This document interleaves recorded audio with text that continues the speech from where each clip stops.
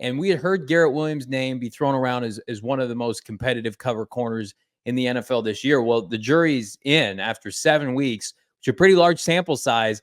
Garrett Williams is the number one cover corner in the NFL right now. 105 snaps. Now, he did miss time with injury. Minus 56.4 DVOA. I'm not going to pretend like I know what that means via Aaron chats. We've had Aaron on the show, but I like I'm just going to do guilty by association. Johnson in Chicago. Lattimore is a great player. Patrick Surtain, Jair Alexander.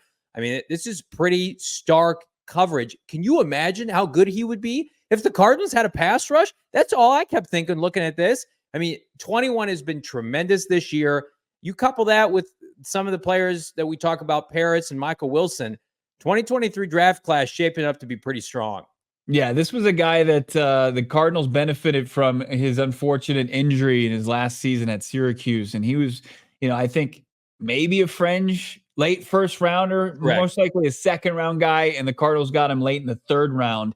And they really were smart as far as him coming back from that knee injury last year. He's only missed one game because of the groin injury, but had a huge pick against Jaden Daniels and a Washington Commanders offense that was a freight train from hell at that point. And it was could have been a game-changing play, but the offense didn't oblige. But we've continued to see through the struggles of this defense, Garrett Williams emerge. And it's been great. I mean, he's been able to translate his ball hawk skills from playing for the Orange to the NFL and has really embraced being the primary slot corner for Jonathan Gannon's defense, which is such a pivotal role. And you love to see it. Like, he's got the physicality, like Nick Rawlis likes to say. He likes to play with violence. He's adaptable. He's out there, and he's kind of the key to, I think, the future of this defense and its secondary.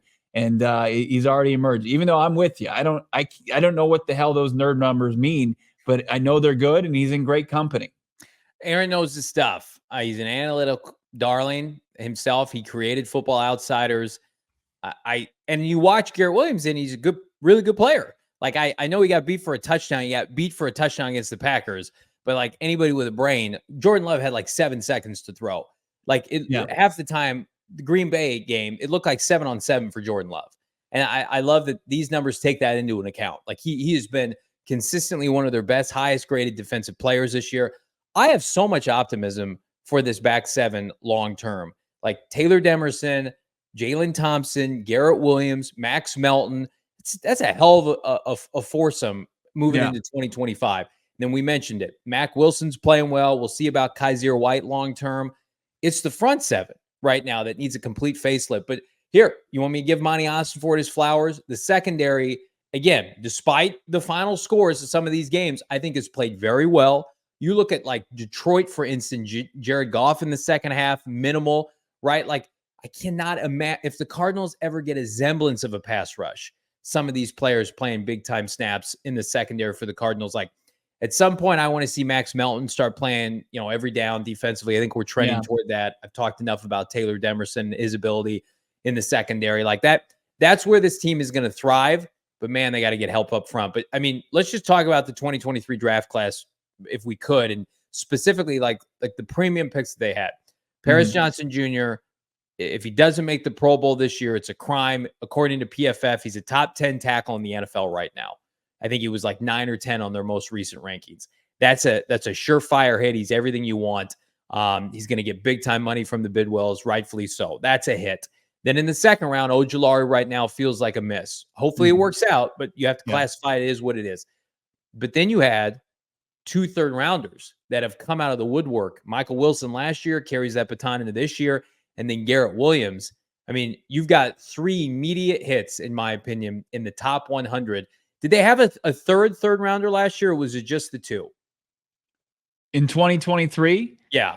Yeah, they just had the 2. They traded one away to get back, I think, into the 4th round where they took John Gaines. I think Dante Stills at the back end of that. That's a good pick. Right. And then kind of in between, it's just guys that are holding down roster spots, and Keitrell Clark. You want Owen Papo. I think he, with another year of seasoning, can be a player for you. He's playing a backup role. It was great in the preseason, great in training camp. You're still trying to develop Clayton Tune. So I think Gaines and Tune you're still trying to develop. But as far as your first 4 picks, as you outlined, I think you can confidently say that 3 of them are going to be guys that are going to very least be a part of your roster going forward and key players. I don't know who coined this, and the Cardinals maybe are grading on a curve because they were picking so high. But to call it a successful draft, you need 3 starters, and you need one of those starters to be a Pro Bowler. Mm-hmm. And you have that at a bare minimum with that class. And again, I know they had extra picks, and we're going to talk about 2024 down the road, but Paris is a Pro Bowl caliber tackle, in my opinion, right now. He's been their best player offensively. And then Garrett Williams, I mean, if Garrett Williams ever got notoriety nationally for what he's doing this year, and he's got to complete a full season, he at least is on pace to be a high-end corner for you. I mean, you took him to be that. I mean, you look at those, it's going to take more than nerd stats to put him on that, give him that platform. Hang on. What's his PFF grade? What do you think his PFF grade is? I'm sure it's in the high 70s. I mean, he's if he's hitting on analytics and stuff, that's good. But I think the next step is continue to kind of boost those turnover stats and continue to be solid in coverage, and that's all you kind of really need. It's right under 70. It's 68.9. His coverage grade is 74. His run defense is bringing that down. So he's a top 30 coverage graded corner. But again, you're right. A corner too is very there's a lot of, how do I put this? Folks have a hard time being objective with that position based on guys who are on loaded teams, and maybe they get their hand on a lot of balls, but they also get burned a lot, right? I think about multiple players in Dallas that's happened to. Like Patrick Surtain's a number 1 shutdown corner, right? And there are very few of those. But can Garrett Williams be like a Darius Slay kind of player? I absolutely think he can be. And so it's exciting because we're waiting for Buffalo and Taron Johnson. If he just continues to excel at the slot corner spot, and the emphasis at that position in this defense, I think he's gonna be a star. Will he truly get his flowers? One of the best corners in the league ever? Probably not. But I think if he can be just a top 5 slot corner with the ability to go out there and place him outside, I think that's what you want to see from Garrett Williams. He just has a unique build. He can be a big physical guy, but at the same time, he has the athleticism to make plays. We all silly like the mayor.